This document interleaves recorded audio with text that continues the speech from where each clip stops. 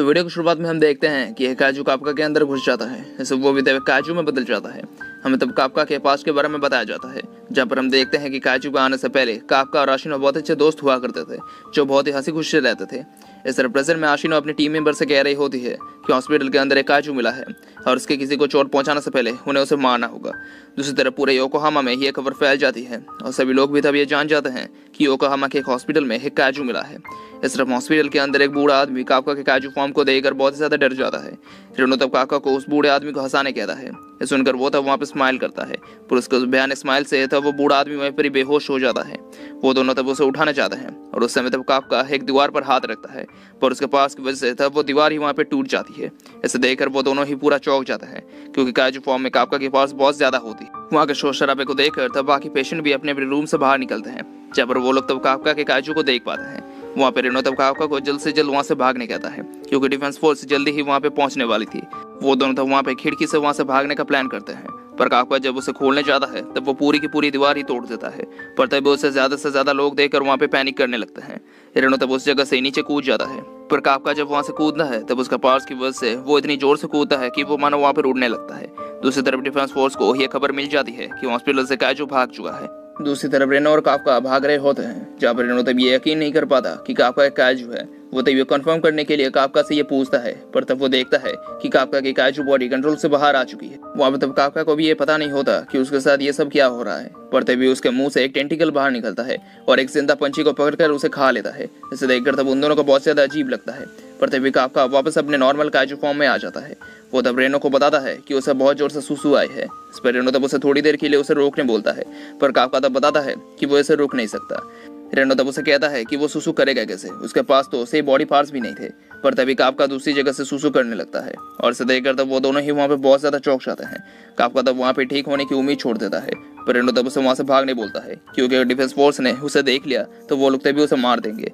Kafka तब उसे पूछता है कि उसके साथ अब होगा क्या और क्या वो अब डिफेंस फोर्स में जा नहीं सकता।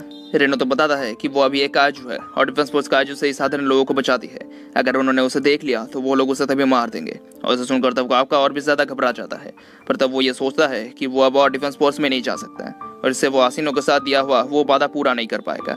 रेनो तब उसे उसके साथ एक सुनसान और बंद रास्ते की तरफ जाने बोलता है, पर तभी काफका एक आवाज को सुनता है जो कि अंडरग्राउंड में चलने वाले काजू की होती है, और तब वो काजू जमीन के ऊपर आ जाता है। और इससे तब डिफेंस फोर्स का भी ये पता चल जाता है कि एक काजू शहर में निकला है। वो लोग तब आधे काफका को ढूंढने चल जाते हैं और आधे शहर के काजू की तरफ चले जाते हैं। इस तरफ काफका रेनो को बताता है कि एक काजू बिल्कुल वैसा ही है जैसे उन पर पहले हमला किया था।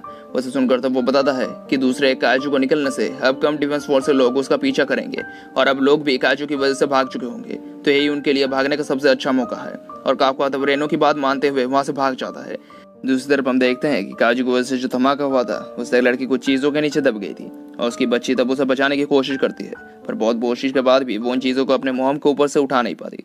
वो लड़की तब अपनी बेटी को वहां से भाग जाने कहती है, पर देव वहां पर वो काजू आ जाता है, पर वो बच्ची तब अपने मॉम को छोड़कर वहां से भागना नहीं चाहती थी। वो काजू तब उस बच्ची को खाने ही जाने वाला होता है, पर तभी काफका आके उसके मुंह पर एक जबरदस्त पंच मारता है। इससे वो काजू वहां पे दूर जाके गिरता है। अपने काजू पार्ट्स को देखकर तब काफका भी बहुत ज्यादा हैरान होता है। वो तब उस लड़की के पास जाता है, पर काजू फॉर्म में होने की वजह से वो लड़की तब उससे डरने लगती है। काफका तब उसे हंसाने के लिए एक स्माइल देता है, पर वो स्माइल बहुत ही भयानक होती है। इससे वो लड़की और भी ज्यादा डर जाती है। वहाँ पे तब रेनो आता है और काफका तब उस लड़की के ऊपर से उस भारी चीज को हटाता है। रेनो तब उस लड़की को देखकर उसकी बेटी को बताता है कि उसकी मॉम जल्दी ही ठीक हो जाएगी, पर तभी वहाँ पर वो काजू आ जाता है। उसे देखकर तब काफका रेनो को उस लड़की को लेकर भागने बोलता है। रेनो तब काफका से पूछता है कि अब वो क्या करने वाला है। इस पर वो बताता है कि वो अब अपने पूरे पार्ट्स का इस्तेमाल करके उस काजू को जबरदस्त पंच मारने वाला है। वहाँ पर तब वो काजू उस पर हमला कर देता है, पर उससे बचते हुए तब काफका उस पर एक बहुत ही पावरफुल पंच मारता है।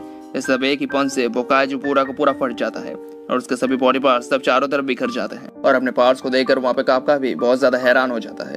वहाँ तब आसमान से खून की बारिश होने लगती है और उन सब चीजों को तब रेनो भी देख पाता है।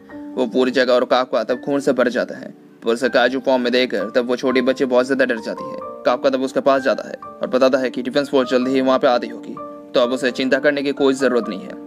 काफका तब वहाँ से जाने लगता है, पर तब वो बच्ची उसकी मदद करने के लिए उसका शुक्रिया अदा करती है।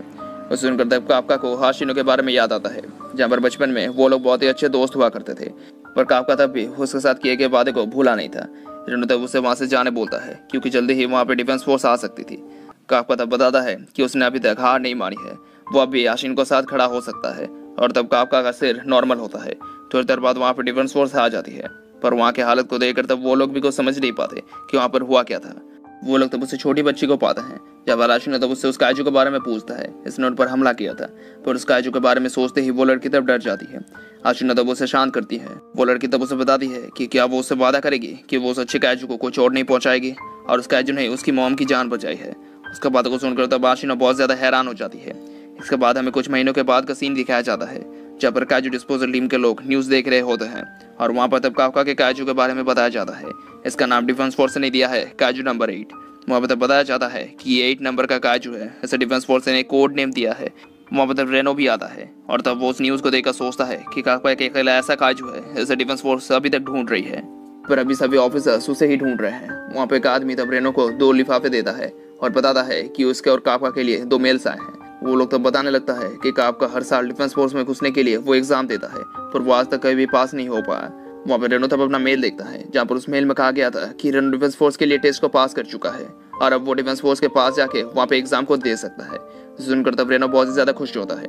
रेनो तब काफका के मेल को लेकर उसे देने के लिए चला जाता है, पर एक जगह पर वो काफका के मेल को देखता है, और उसे देखकर वो बहुत ज्यादा हैरान हो जाता है। उसे दूर से देखकर तब बाकी लोगों को यह पता चल जाता है कि वो पास हो चुका है, और सभी लोग तब उसके लिए खुश होते हैं, क्योंकि वो उसका आखिरी चांस भी था, और डिफेंस फोर्स में जाने के लिए उसने बहुत ज्यादा मेहनत भी की थी। वो तब वहाँ पे काफका के पास उसका मेल देने के लिए जाता है, पर तब वो देखता है कि काफका अपने काजू फॉर्म में होता है।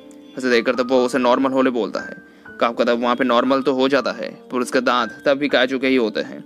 इसे देखकर रेनो उसे पूरा नॉर्मल होने कहता है, और बताता है कि वो जब ऑफिस में था तब वहाँ पे न्यूज में काफका के काजू के बारे में ही बताया जा रहा था।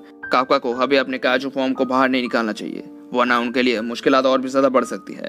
वहाँ पे हमें तब दिखाया जाता है कि 3 महीने पहले जब काफका काजू में बदला था, तब उस काजू को खत्म करने के बाद काफका फिर से नॉर्मल होना सीख गया था, और तब वो दोनों वापस हॉस्पिटल में ही आ जाता है ताकि किसी को उन पर शक ना हो। वहाँ पर तब रेनो काफका को उसका वही मेल देता है जब वो तब पास हो जाता है।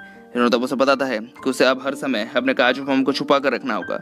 पहला टेस्ट तो सिर्फ कुछ पेपर वर्क्स वाला टेस्ट था, पर दूसरा जो एग्जाम होगा वो डिफेंस फोर्स के HQ में होगा, और वहाँ पे अगर काफका को उसके काजू फॉर्म में किसी ने देख लिया तो वो तभी मारा जाएगा। काफका तब बताता है कि इन सब के बावजूद भी वो उस एग्जाम को देने जाएगा।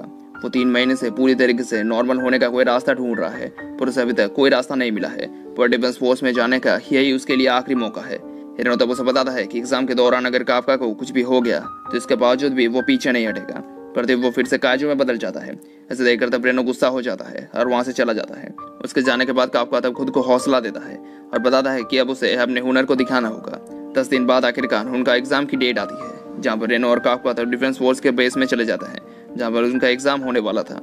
वो दोनों तब देखते हैं कि वो जगह बहुत ही बड़ी होती है, और वहाँ पे बहुत सारे आर्मी ऑफिसर्स भी होते हैं। उन्हें देखकर तब रेनो बताता है कि काफका अगर उस जगह पर काजू में बदल गया तो वो 1 सेकंड के अंदर ही मारा जाएगा। वो लोग तो वहाँ पे बाकी कैंडिडेट्स को भी देखते हैं जो लोग वहाँ पे एग्जाम देने आए थे, पर तभी उसके पास एक लड़की आती है जो वहाँ पे एग्जाम देने आई थी। वो उन्हें तब अपनी गाड़ी वहाँ से हटाने कहती है। वो तब कहती है कि उसे उस जगह पर अपनी गाड़ी को पार्क करना है, और सुनकर तब काफका बताता है कि वहाँ पे बहुत सारी जगह है, तो वो जहाँ कहीं भी चाहे अपनी गाड़ी को पार्क कर सकती है। वो लड़की तब नहीं मानती और अपने पावर सूट की मदद से एक ही हाथ से उस गाड़ी को उठाकर दूसरी तरफ फेंक देती है। रेनो तब उससे पूछता है कि वो आखिरकार है कौन, जिस पर वो लड़की बताती है कि वो एग्जामिन नंबर 2016 है और उसका नाम है शिनोमिया किकोरू। उसके नाम को सुनकर तब रेनो थोड़ा हैरान होता है, मानो कि उसने उसके नाम को सुना है, पर तभी शिनोमिया काफका के पास आती है और बताती है कि उसकी महक बिल्कुल एक काजू की जैसी है। उसके साथ ये वीडियो खत्म हो जाता है। Thank you for watching.